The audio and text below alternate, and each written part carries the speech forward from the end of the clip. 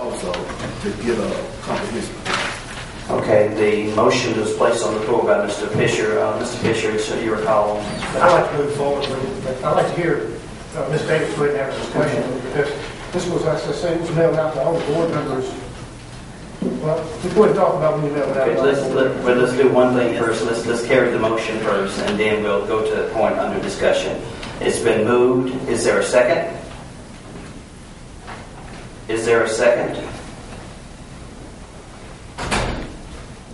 Is there a second to Mr. Fisher's motion regarding the... It's obvious that the consensus of the it will be the consensus of the board members that we hold on. So let's just hold on, because I do support that we should look at having a policy and procedures for reviewing agendas so that we can maintain some type of order. So it's not going to pay, so I would suggest we hold on. Well, I also support the measure from the chair. I think that I have to support it because I want to make sure the meetings are orderly and that the meetings move forward. So it's the only difference is that Mr. Stokes has not had enough opportunity to look at the items that he wants to look at, but I think that everyone is in agreement that we do need to have this particular policy. If Mr. Fisher wants to bring it to a vote, then I will second it. If he wants to hold it, then we will hold it and allow Mr. Stokes an opportunity to look at this. This is the part that he needs to look at in order to come back and make an informed decision. When did you mail this to the supervisor?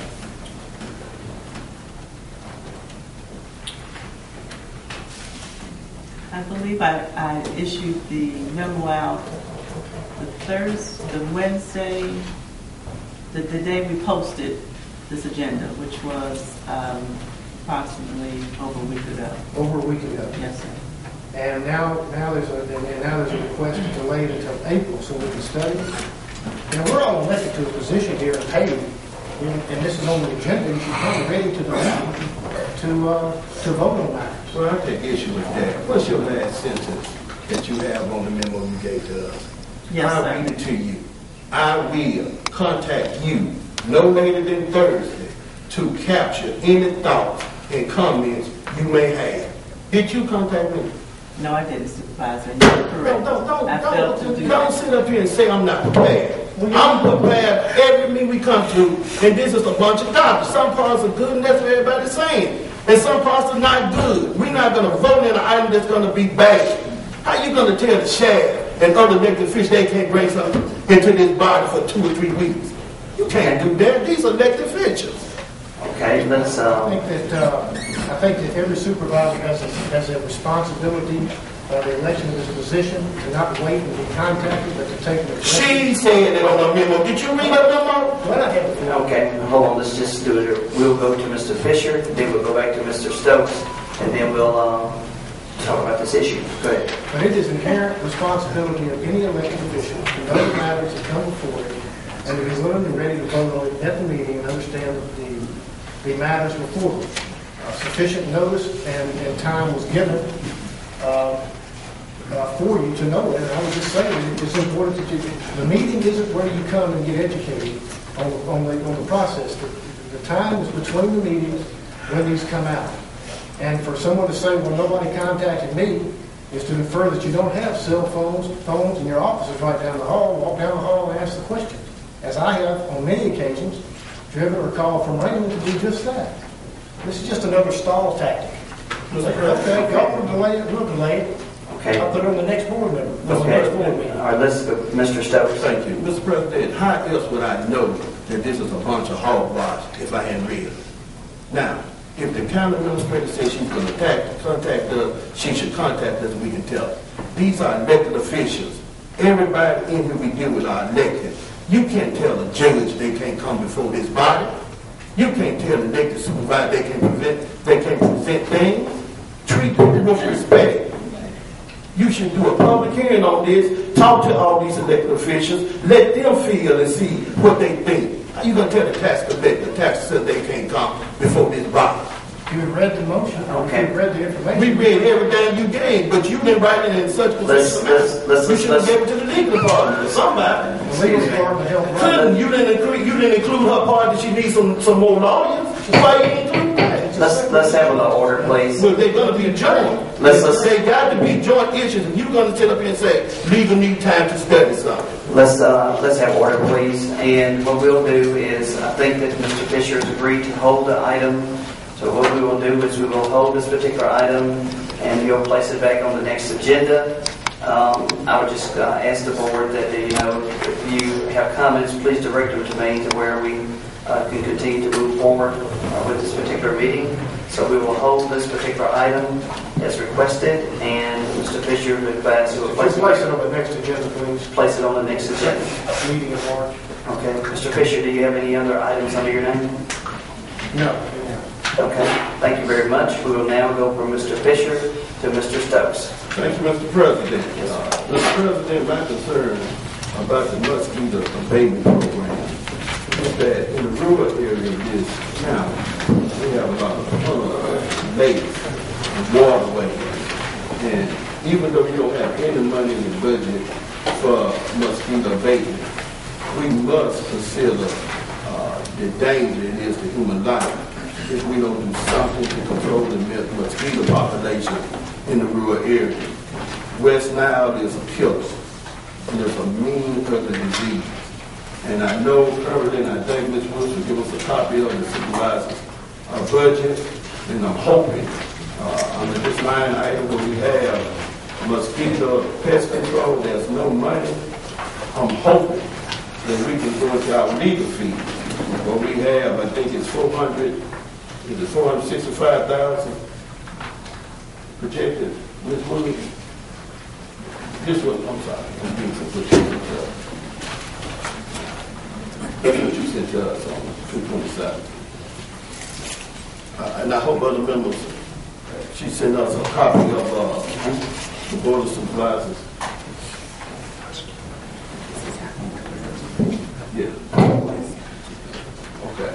And I'm hoping that we can look and try to find some money to make sure we can get the mosquito abatement program up and going again. Now, we've talked with Mr. Hotdog, who has had the contract for a number of years, and I don't know the final dollar amount it'll take, but I want to discuss with his body so we can try to find some money to make sure that the people in the rural area are safe from mosquito attacks. Okay, discussion. Mr. Fisher? Just a quick word. Mosquito abatement was in the budget for years. I believe it was in excess of $100,000. It was being spent. The board moved that out. That was moved out about 2, maybe 3 budgets ago. One of the suggestions that I had at the time was that the county overtake that responsibility by training some county employees. I know the city of Clinton, and I've written an article on it. I'll have to relook that exact information up. But they were spraying the entire city of Clinton for less than $25,000, and we were spending well over $100,000. And the mileage incurred in county versus the size of the city of Jackson, and what was actually being sprayed wasn't that great a difference. So I would like to, of course, I'd like to have had some information to read on this, and which, as well as the next 4 items prior to the meeting, as you have requested. Well, actually, you got mine a week earlier, didn't you? I haven't got anything on what you were talking about here for the rest of this meeting. So I really don't know. That's why I didn't have the information ready that I could have had for mosquito bait. Is this a comedy show or something? Mr. Stokes? Now, he's saying these some stupid things. This is only discussion. We don't have this as item to vote on. You can't read? Okay, let's just keep it to the chair.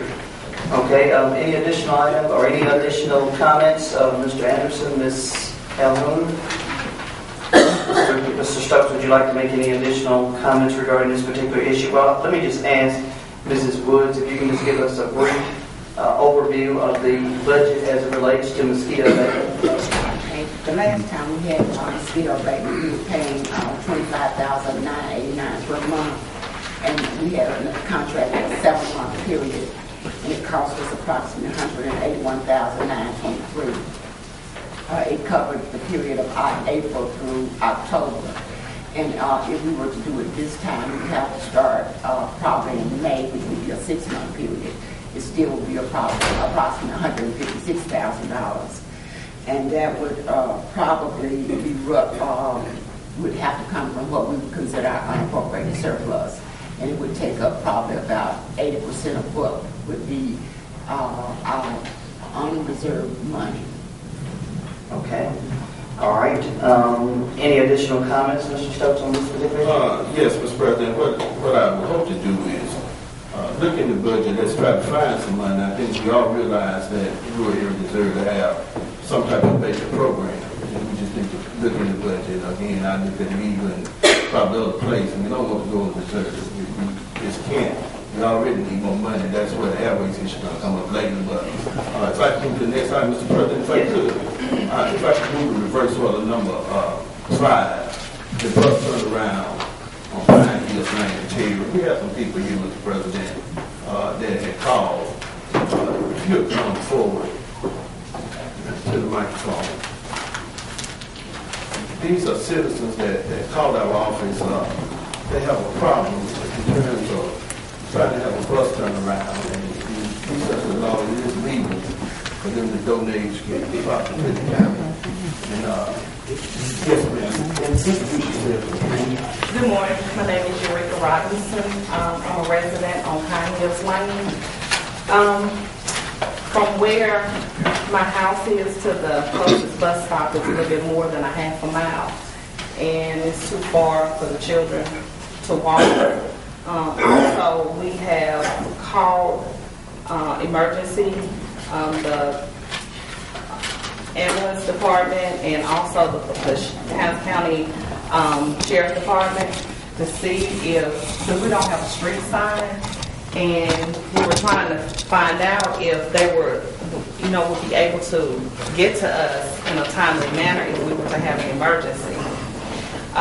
When I called the Sheriff Department, they thought we were on right off of Spring Ridge Road, and I had to tell her that no, we're off of Green Gable. She said, well, we would just make a note as to where you are just in case something happens, but the patrolman that's in that area would know how to get to us.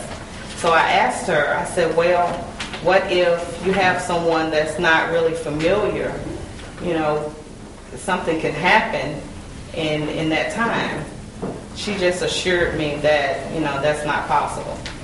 But our main concern really is the emergency, and also trying to get a school bus turnaround to pick our children up so they won't have to walk more than a half a mile to get to the closest bus stop.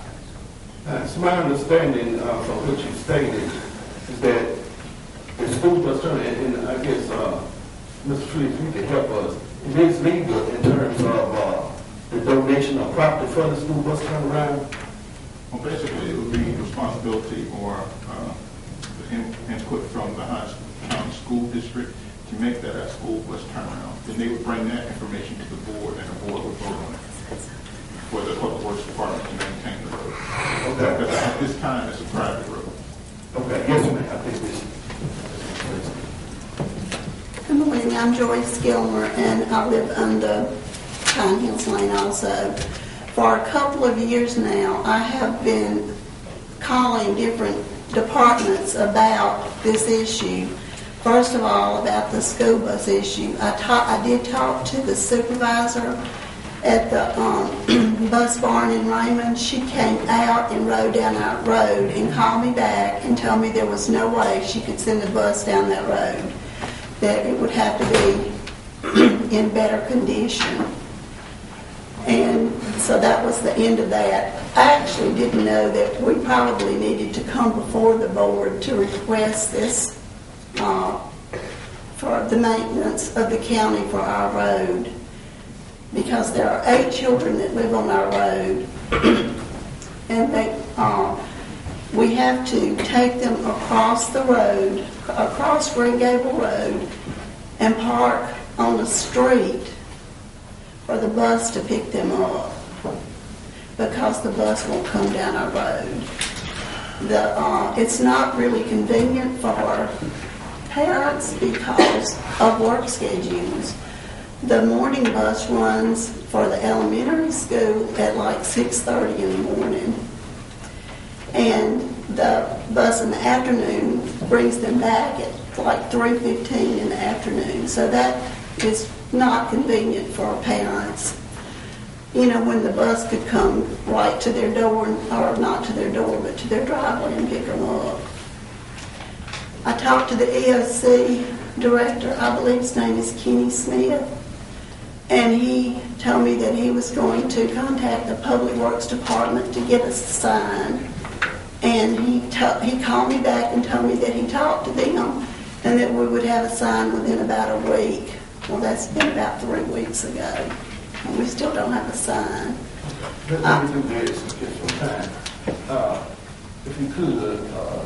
Freeman, could you tell us what procedure they need to go through first and get this bus turned around? I think you said something with the county school system as well.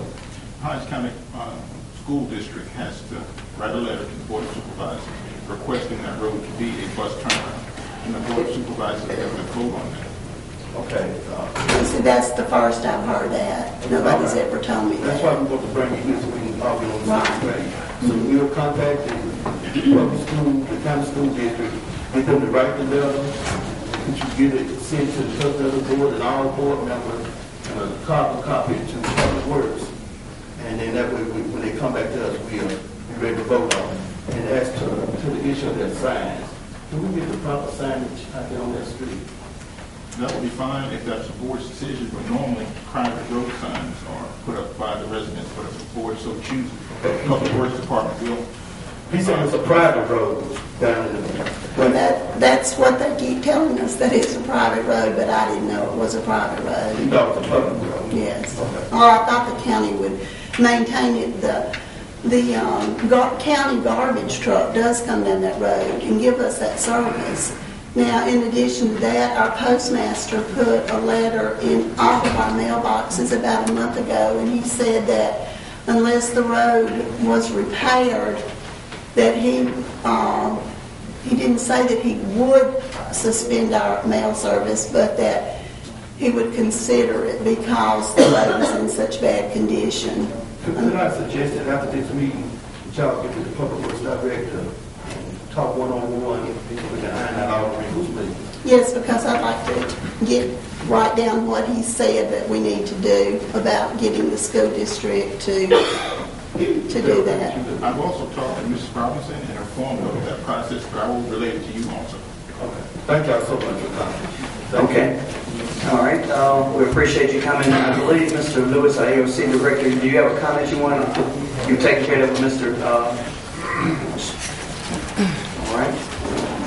Mr. Freeman, Discussion Rosemary River Bridge, and I think this way, Rosemary. I think Mr. Carl Freely could kind of clear that up, and that's where you were. About the roads. Rosemary River, the road that I talked to you about this morning. Can you give him a little input on that, please? okay. What we'll do is, if you have information regarding Mr. Freeland, It's all right, we'll talk. Well, the only thing I can say is at this time, the bridge is closed due to repairs that are needed, and we're putting together our bridge program this year. We're going to approve. Come over, I'm sorry. Come to this microphone right here.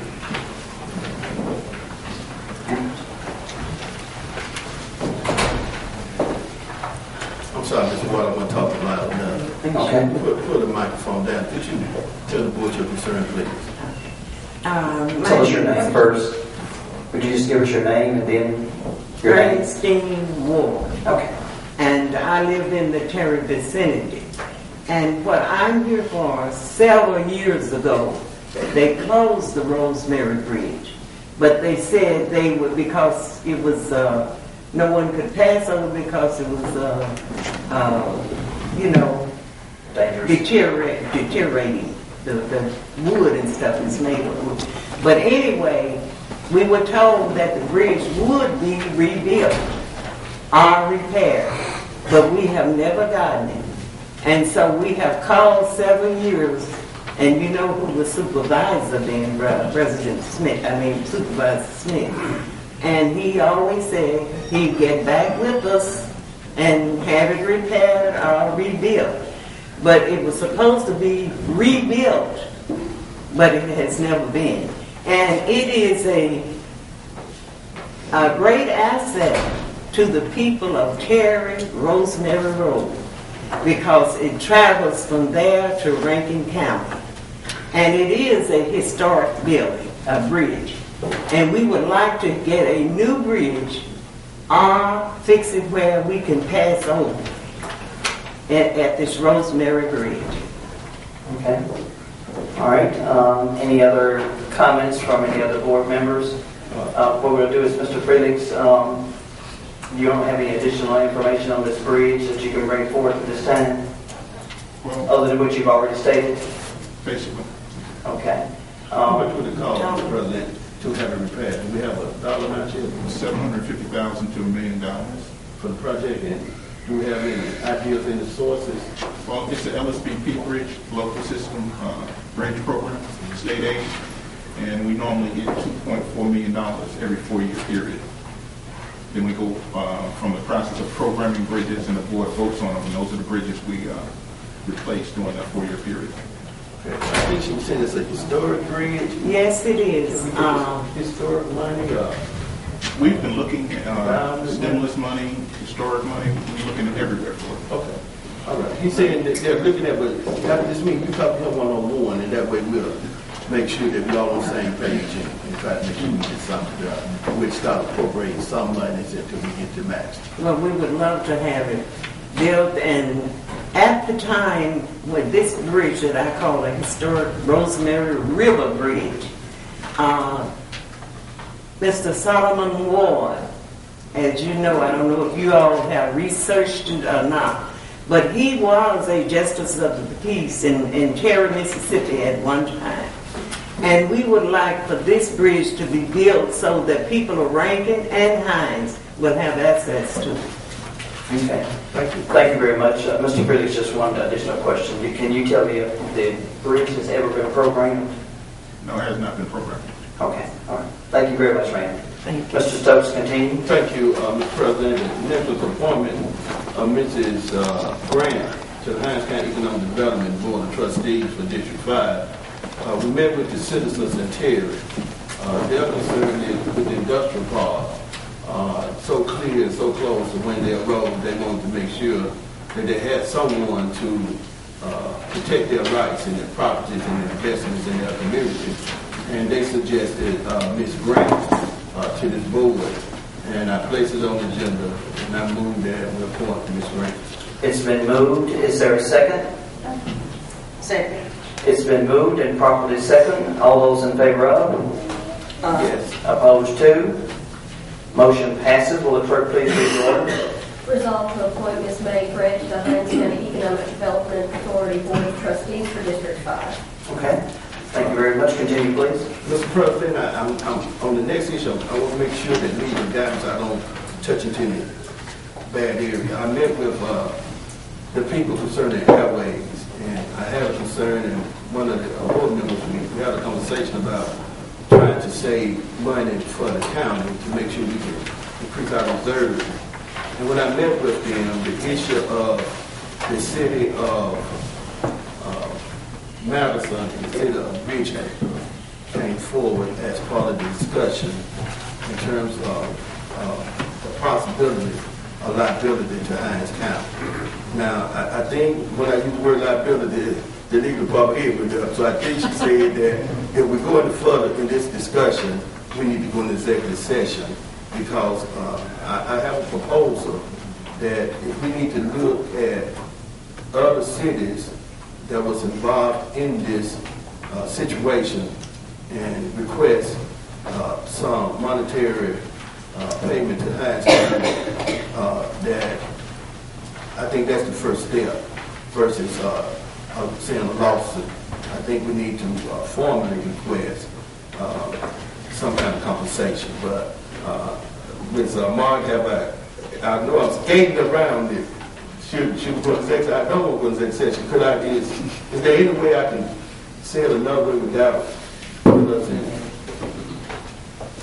Mr. Stokes, Supervisor Stokes, I was going to state that a lot of the issues that you've already discussed were at issue in that lawsuit. Okay. And my recommendation to the board is that any further discussion would have to go into executive session, seeing that there is a confidentiality agreement with regard to the terms of it. So. Could we maybe get you to brief the board another time by phone, not about whether or not we can look at legal action requests and things, and what's our chances are, please? Yes, sir. Thank you, Mr. President, without session. Okay, continue, please. I think that's it for, Mr. President, we'll hold item number 6. That's it for mine. Okay. All right. We will continue with the printed agenda. Ms. Martin, if you're ready at this particular time regarding the last issue, we can continue on, or we can you can bring it back up at this point if you'd like. Thank you, Mr. President. I believe I had the answer at the time that I left the open session. However, I wanted to do my due diligence and confirm what I had already been, given or looked up with regard to this issue. That in order to rescind any vote taken by an assembly, except those mentioned further on, may be rescinded by a majority vote, provided notice of the motion has been given at the previous meeting or in the call for this meeting. Or it may be rescinded without notice by a 2/3 vote or by a vote of a majority of the entire membership. The question presented was, since this issue has already been rescinded, can it be rescinded again? And Robert's Rules of Order lists the exceptions to being able to rescind a vote. One is votes cannot be rescinded after something has been done as a result of that vote that the assembly cannot undo, or where it is of the nature of the contract and the other party is informed of the fact, or where resignation has been acted upon, or one has been elected to or expelled from membership or office and was present or has been officially notified. There is no exception that fits. Well, this particular issue does not fit any one of those exceptions, and I haven't seen anything that prohibits the board from bringing it back up. Would you read second exception regarding the contract? Votes cannot be rescinded after something has been done as a result of that vote that the assembly cannot undo, or where it is in the nature of a contract and the other party is informed of the fact. You see, there is no contract. Okay. All right. Having been given that information, Mr. Stokes, do you want to, well, let me just make sure. So it would be proper for a motion to be made to rescind the previous action. Correct. There's no exception. And as a point of clarification, it would be proper in the next meeting to make another motion to rescind. Correct. So at what point does it ever end? When the chair rules that such motions are made in a dilatory fashion to delay any action. All right, so according to your definition, I could make a motion then to rescind the redistricting for the Hinds County. Well, without being given other circumstances surrounding that, I cannot answer. But with regard to this issue, that I've had an opportunity to review the motion that was made before this board is proper. Okay. All right. Any additional discussion on this particular issue? Okay, we'll go back to Mr. Stokes. Is there something? Mr. President, could you clearly define the item that says where the exception regarding contracts, there is no contract? Exactly, and this was an exception as to when a motion to rescind could not be brought up. Right. And because we don't have that scenario here, there is nothing that prohibits the motion to rescind from being brought up. Because we don't have a contract. Okay. Right. Okay, Mr. Stokes. Mr. President, could I ask the young man to come back up with pieces?